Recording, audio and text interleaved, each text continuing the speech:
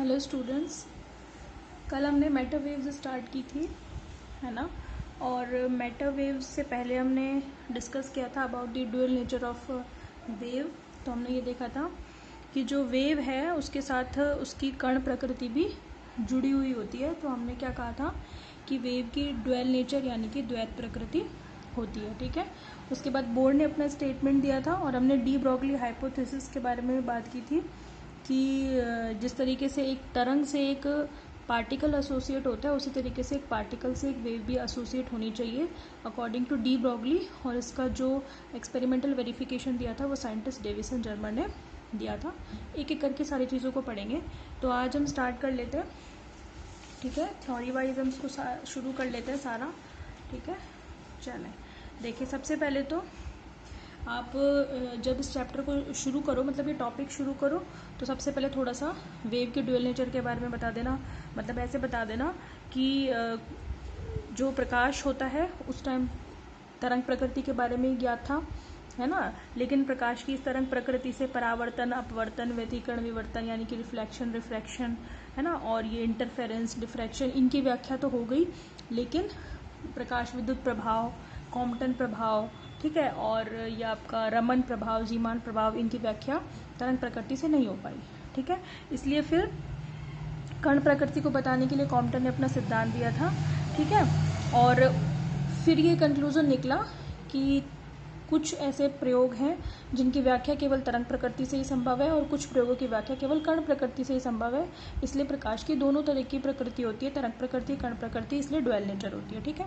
तो this is the discussion, this is the description of the dual nature of the light, ठीक है। इसके बाद हम फिर बताएंगे कि बोर ने क्या स्टेटमेंट दिया था।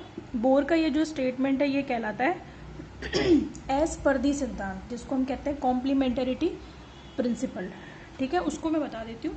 तो हम बता देते क्योंकि कई बार शॉर्ट नोट में पूछ सकते हैं। According to complementarity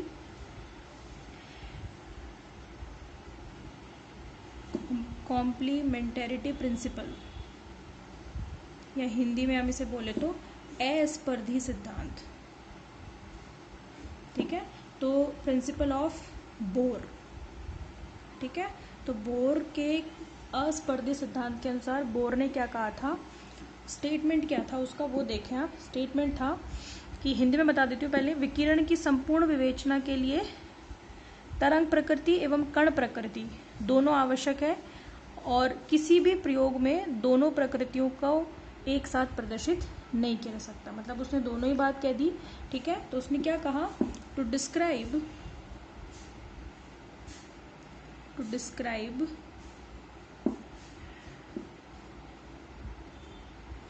the complete nature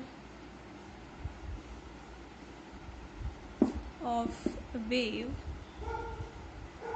both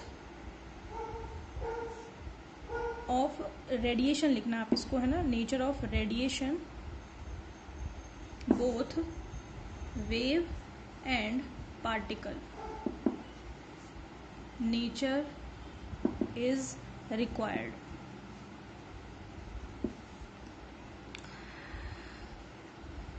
And both natures are not shown in any one of experiment. कोई भी एक्सपेरिमेंट ले लो, ऐसा कोई भी एक्सपेरिमेंट नहीं है जिसमें आप कण प्रकृति और तरंग प्रकृति दोनों को शो कर सको। लेकिन उसने ये भी कहा कि दोनों ही ज़रूरी हैं रेडिएशन को कम्प्लीटली डिस्क्राइब करने के लिए। समझ में आ गई। तो किसी भी विकिरण को कम्प्लीटली डिस्क्राइब करने के लिए उसकी कण प्रकृति और उसकी तरंग प्रकृति दोनों ही ज़रूरी है। लेकिन ऐसा कोई भी प्रयोग नहीं है जिसमें हम उसकी कण प्रकृति और तरंग प्रकृति को प्रदर्शित कर सकें। समझ में आ गई बात। ये कहलाता है बोर का कॉम्प्लीमेंटरिटी प्रिंसिपल या फिर अस्पर्धी सिद्धांत, ठीक है भाई। तो ये कभी कभी शॉर्ट नोट में पूछा जा सकता है आपसे, इसलिए मैंने आपको बता दिया, ठीक है। अब आती है बात डी ब्रॉगली हाइपोथेसिस की और कॉन्सेप्ट ऑफ मैटर वेव्स, ठीक है। यहाँ से हम अपना स्टार्ट कर रहे हैं, ठीक है। तो हमारा नेक्स्ट टॉपिक है डी ब्रॉगली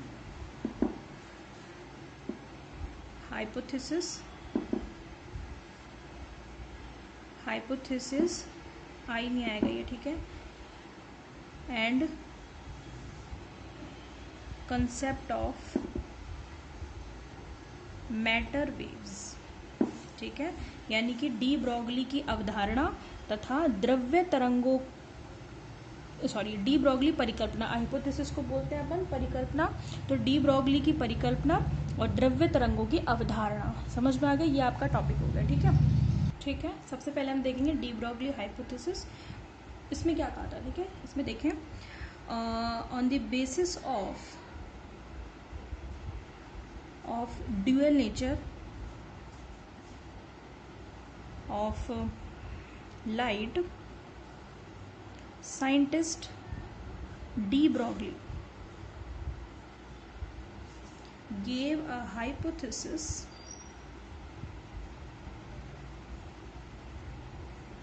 ठीक है, उन्होंने क्या बताया, उन्होंने कहा as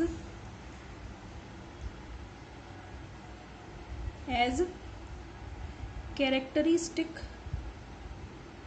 property of a particle is associated with a wave. Similarly, a wave should also be should also be associated with the particle,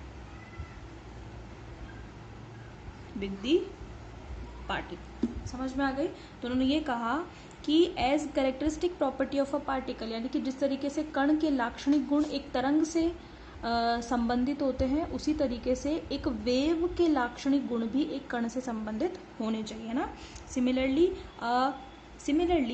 यहाँ पे लिखना आप, सिमिलरली कैरेक्टरिस्टिक प्रॉपर्टी, है ना, characteristic property of wave should be associated with the particle. मतलब जब तक dual nature के बारे में पता चला था तब तक हम यही समझते थे कि तरंग जो होता है उसमें कण प्रकृति भी विद्यमान होती है, लेकिन डी ब्रॉगली ने कहा कि अगर तरंग में कण प्रकृति विद्यमान होती है तो फिर कण में भी तरंग प्रकृति विद्यमान होनी चाहिए। यानी कि फिर उन्होंने ये कहा कि अगर लाइट की दो नेचर होती है, वेव प्लस पार्टिकल, तो पार्टिकल की भी दो नेचर होनी चाहिए, particle plus wave.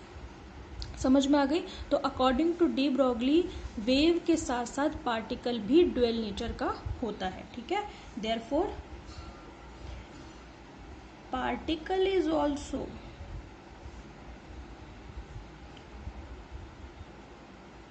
Dwell in nature as wave, यानी कि तरंग की तरह कण भी द्वैत प्रकृति का होता है। ये किसने कहा? डी ब्रॉगली ने। समझ में आ गई बात। डी ब्रॉगली की हाइपोथेसिस सिंपल सी है कि कण के साथ साथ एक तरंग का जुड़ा होना जरूरी होना चाहिए, अगर एक तरंग के साथ एक कण एसोसिएटेड है तो। समझ में आ गई। तो ये परिकल्पना क्या कहलाई? This hypothesis is called de Broglie hypothesis. समझ में आ गई बात। और इस तरीके से जो गतिशील द्रव्य कण से संबद्ध तरंग है उनको क्या कहा गया? नाम दिया गया उनको मैटर वेव्स या फिर द्रव्य तरंगे। तो हम क्या कहेंगे? The wave associated with the particle is said to be matter waves, है ना। तो कण से संबंधित या कण से जुड़ी हुई इन तरंगों को क्या नाम दिया गया? द्रव्य तरंगे, ठीक है। इट इज ऑल्सो कॉल्ड क्या? De Broglie waves. De Broglie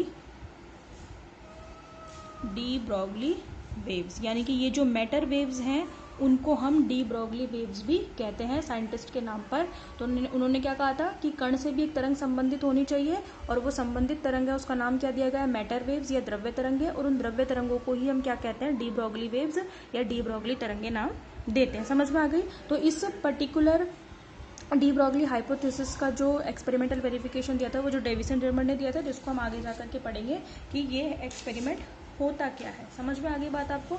अब हम ये निकालना चाहेंगे कि ये डी ब्रोगली, भाई अगर कण से संबंधित एक वेव है तो वेव की कुछ ना कुछ तरंग दैर्ध्य भी होनी चाहिए। तो हम ये निकालेंगे, हमारे जो नेक्स्ट टॉपिक है उसमें ये निकालेंगे कि क्या होती है द्रव्य तरंगों की तरंग दैर्ध्य। समझ में आ गई बात। देखें नेक्स्ट है हमारा डी ब्रोगली वेवलेंथ। तो हम फाइंड आउट करेंगे कि इस वेव की वेवलेंथ क्या होगी। देखें according to quantum theory, quantum ने क्या कहा था कि E is equal to H nu, एक फोटोन की energy E is equal to H nu होती है। आप बता देना यहाँ पे H क्या है, H प्लांक कांस्टेंट है, वैल्यू बता देना। न्यू क्या है, वेव की फ्रीक्वेंसी है, फोटोन की फ्रीक्वेंसी है। न्यू क्या है, फ्रीक्वेंसी ऑफ फोटोन, और H आप प्लांक कांस्टेंट जानते हो, वैल्यू भी जानते हो। ठीक है भाई। अच्छा, अब आप ये देखें कि अगर फोटोन का जो द्रव्यमान है वो है स्मॉल m, और फोटोन यानी कि प्रकाश, उसका वेग कितना है c। ठीक है। तो आइंस्टीन के द्रव्यमान ऊर्जा संबंध से, तो आइंस्टीन क्या कहते हैं, हम कहेंगे if mass of photon is small m and frequency नहीं, हम कहते हैं इसको वेलोसिटी, है ना, velocity of light is c। ठीक है। देन आइंस्टीन्स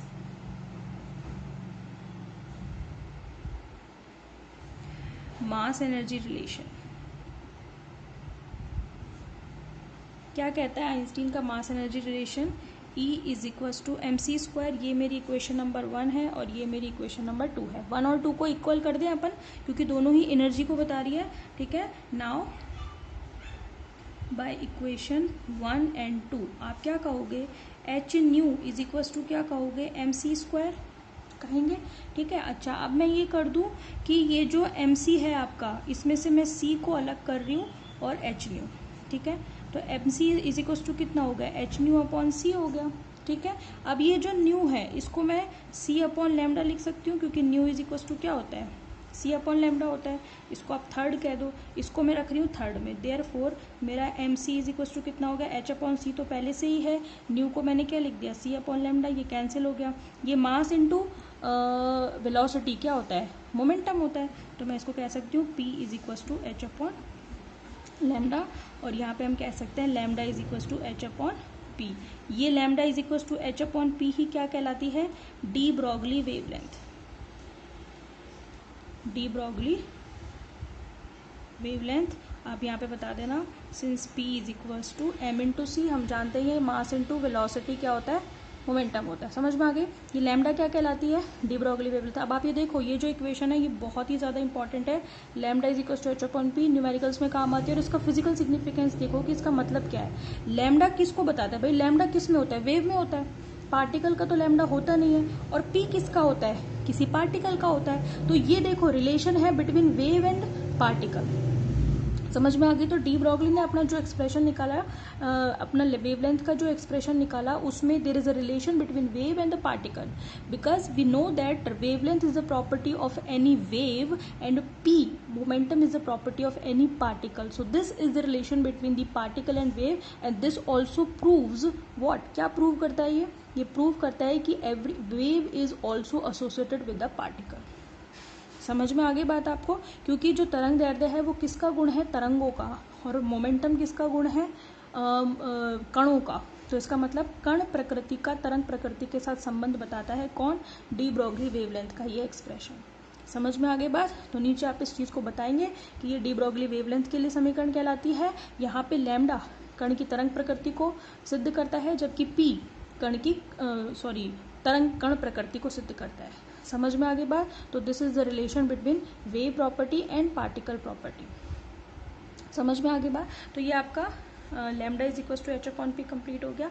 यहाँ पे आप इसी इक्वेशन को p is equal to M भी लिख सकते हैं। भाई यहाँ पर तो हम वेलोसिटी c ही लेकर के चले थे, ठीक है, लेकिन अगर कोई पार्टिकल वेलोसिटी ऑफ लाइट से मूव ना करके नॉर्मल वेलोसिटी से मूव कर रहा है तो वहाँ हम c ना लिख करके v लिख सकते हैं। तो आप यहाँ पे lambda is equal to H upon M V भी लिख सकते हैं, है ना। तो आपका ये भी फॉर्मूला हो जाता है lambda is equal to H upon M we.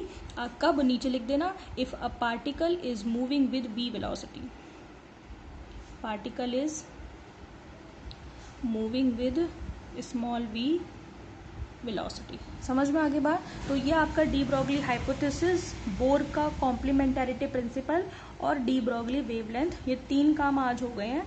कल या नेक्स्ट वीडियो में हम करेंगे कि ये जो लैम्डा हमने निकाला है एच अपॉन पी, ये तो ठीक है नॉर्मल पार्टिकल के लिए है, पर अगर कोई पार्टिकल नॉन रिलेटिविस्टिक हो तो ये लैम्डा कितना होगा, पार्टिकल रिलेटिविस्टिक हो तो क्या होगा, ये हम निकालेंगे कल। नॉन रिलेटिविस्टिक से मतलब ये है कि पार्टिकल अनापेक्षीय हो, यानी कि नॉन रिलेटिविस्टिक से मतलब है जब उसकी वेलोसिटी ऑफ लाइट से बहुत कम हो, ठीक है, और रिलेटिविस्टिक से मतलब है जब उसकी वेलोसिटी लगभग बराबर हो वेलोसिटी ऑफ लाइट के। समझ में आ गई। अंतर क्या आएगा मैं आपको अभी बता देती हूँ थोड़ा सा। v is very very less than c का मतलब है कि जो आप मास लेते हो वो आप नॉर्मल रेस्ट मास ही लेकर के चलोगे, ठीक है, लेकिन जब वेलोसिटी ऑफ लाइट से कोई भी पार्टिकल मूव करता है तो आपको पता है कि मूविंग मास और रेस्ट मास में एक रिलेशन होता है, m is equal to M naught under root 1 minus V square upon C square. तो यहाँ तो हम एक नॉर्मल मास ही लेकर के चलेंगे, ठीक है, मूविंग मास या रेस्ट मास अलग अलग नहीं होंगे क्योंकि पार्टिकल नॉन रिलेटिविस्टिक होगा, पर जब रिलेटिविस्टिक होगा तो वेलोसिटी ऑफ लाइट के लगभग बराबर होगी पार्टिकल की वेलोसिटी, तो वहाँ पे there will use a relation between moving mass and rest mass. समझ में आ गई बात। इसको हम करेंगे कल की वीडियो में, ठीक है भाई। तो अपने आप पढ़ते रहो, नोट्स बनाते रहो, कोई दिक्कत है तो पूछ लेना, है ना। Okay, thank you.